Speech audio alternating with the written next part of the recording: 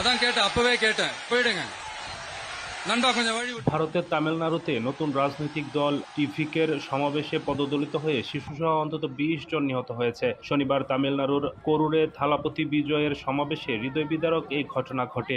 এদিন পুলিশ সূত্রের বরাতে এ তথ্য জানিয়েছে এনডিটিভি। যদিও নিহতের সংখ্যা নিশ্চিত করতে পারেনি গণমাধ্যমটি। নিহতদের মধ্যে ৩ জন শিশু রয়েছে।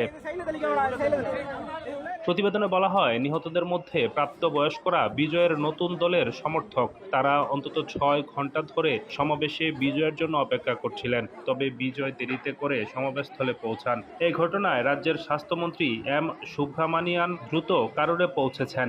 মুখ্যমন্ত্রী এম কে স্টালিন জেলা সচিব বি সেন্টিভিসকে পরিস্থিতি তদারকির নির্দেশ দিয়েছেন।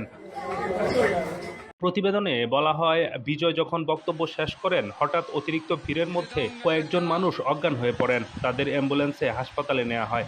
দুর্ঘটনার আগে ভিড় নিয়ন্ত্রণহীন হয়ে যায়। অবশ্য বিজয় তখনও বক্তব্য চালিয়ে যাচ্ছিলেন। কয়েকজন কর্মী পরিস্থিতি লক্ষ্য করে তাকে সতর্ক করেন। পরে বিজয় তার বক্তব্য থামিয়ে দেন এবং পানি ছিটাবার উদ্যোগ নেন।